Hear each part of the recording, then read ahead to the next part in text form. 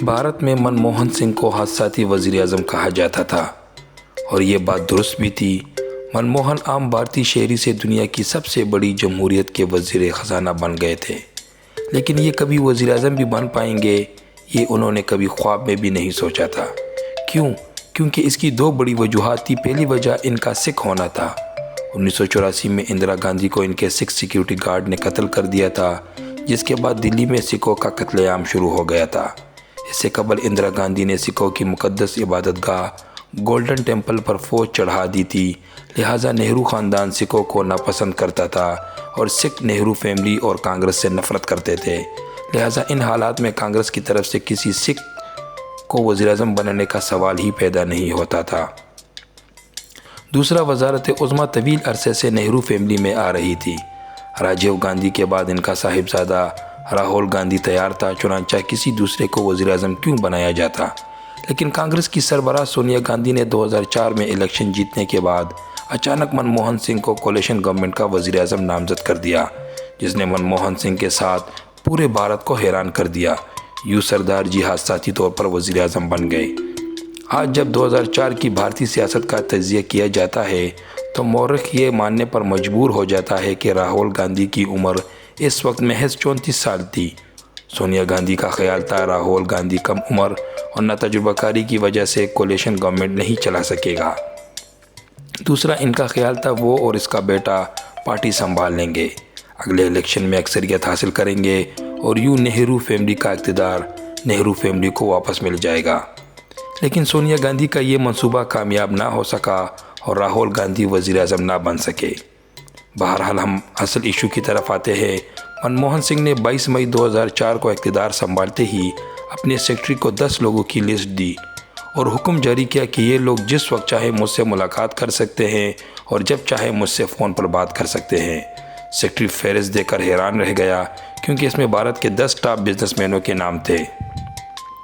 اس زمانے میں پاکستان کی طرح انڈیا میں بھی صنعت کاروں اور بزنس مینوں کو اچھا نہیں سمجھا جاتا تھا۔ انہیں پیسے کا پوت کہا جاتا تھا اور سیاستدان بالخصوص وزراء ان سے ملاقات سے کتراتے تھے۔ سیکرٹری نے ادب سے سمجھانے کی کوشش کی، سر اس سے آپ پر بہت بڑا الزامات لگ جائیں گے۔ منموہن سنگھ یہ سن کر ہنسے اور پھر بولے، بھارت یہ بزنس مین بنا رہے ہیں، یہ ہمارے محسن ہیں، یہ اگر کام نہیں کریں گے تو آپ کو تنخواہ ملے گی اور نہ مجھے اور نہ عام آدمی پیٹ بھر کر کھانا کھا سکے گا۔ چنانچہ بھارت کے وزیر اعظم کے دروازے اپنے محسنوں کے لیے ہمیشہ کھلے رہنے چاہیے۔ اس حکم کے بعد وزیر اعظم اگلے 10 سال بڑے بزنس مینوں کے ساتھ ہمیشہ دستیاب رہے۔ لہٰذا ہمیں یہ ماننا ہوگا آج اگر بھارت دنیا کی بڑی معاشی طاقت یا اس میں 334 بلینئرز ہیں تو یہ منموہن سنگھ کے اس چھوٹے سے فیصلے کا نتیجہ ہے۔ یہ فیصلہ اچانک نہیں ہوا تھا۔ منموہن سنگھ نے 1992 میں پہلی بار وزیر خزانہ کی حیثیت سے شائننگ انڈیا کا پروجیکٹ شروع کیا تھا۔ اس نے اپنی معیشت کو لبرل بنایا، صنعتوں کو پرائیویٹ سیکٹر کے حوالے کیا تھا اور اس کا پل آج نریندر مودی اور بھارت کے لوگ کھا رہے ہیں۔ منموہن سنگھ حقیقتاً ایک ویژنری انسان تھے۔ چکوال کے قریب گاؤں میں پیدا ہوئے۔ 1947 میں بلاویوں نے ان کے دادا کو قتل کر دیا۔ یہ اس وقت 15 سال کے لڑکے تھے۔ یہ واقعہ ان کے ذہن میں بیٹھ گیا اور پوری زندگی نکل نہیں سکا۔ اس کا خاندان بھارت نقل مکانی پر مجبور ہوا۔ شروع کی زندگی بہت کٹن تھی مگر خاندان محنت کرتا رہا۔ منموہن سنگھ نے پوری زندگی اسکالرشپ پر تعلیم حاصل کی، آکسفورڈ میں تعلیم حاصل کی، بین الاقوامی اداروں میں کام کیا۔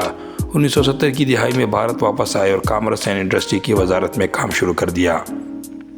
چیف اکنامک ایڈوائزر بنے، انڈین ریزرو بینک کے گورنر رہے اور پلاننگ کمیشن کے چیئرمین بنے۔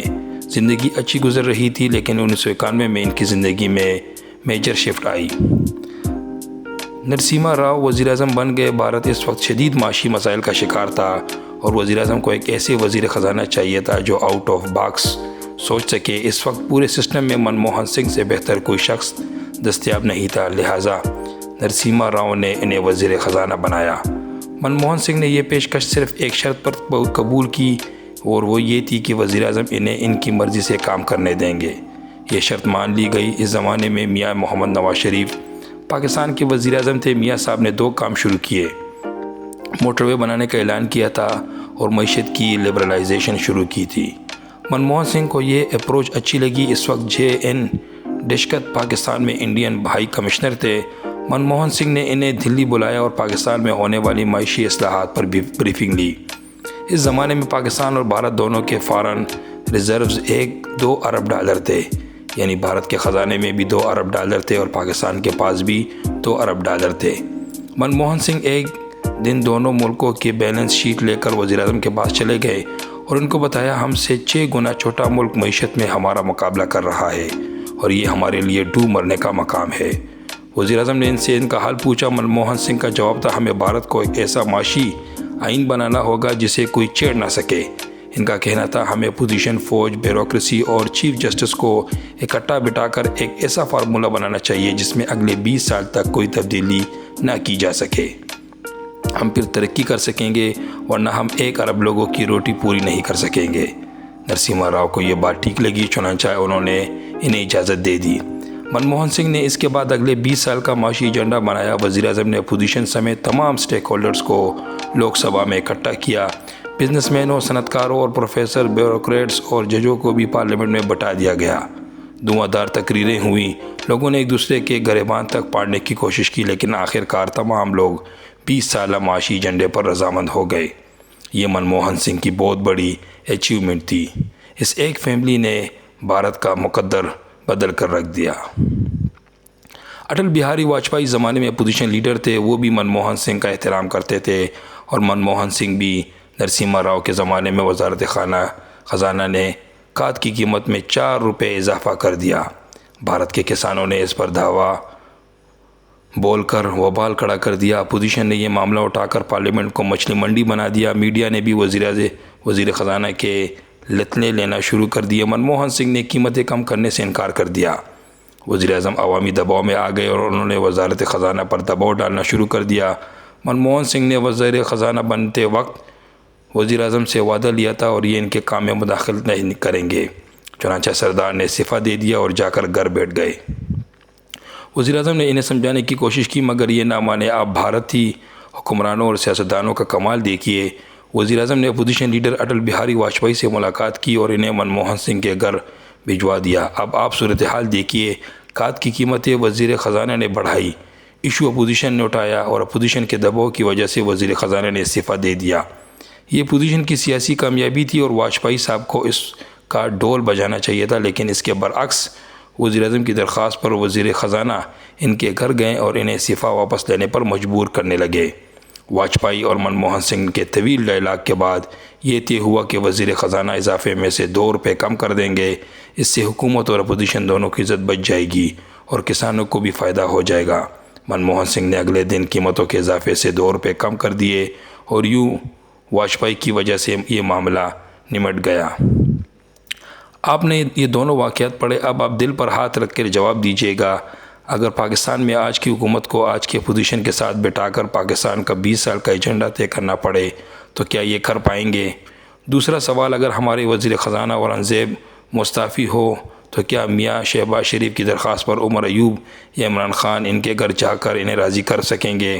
آپ کا جواب یقیناً نہ ہوگا، اور ہم آج اس نہ کی وجہ سے عالمی دوڑ میں بہت پیچھے ہیں اور بھارت ہم سے بہت آگے ہے۔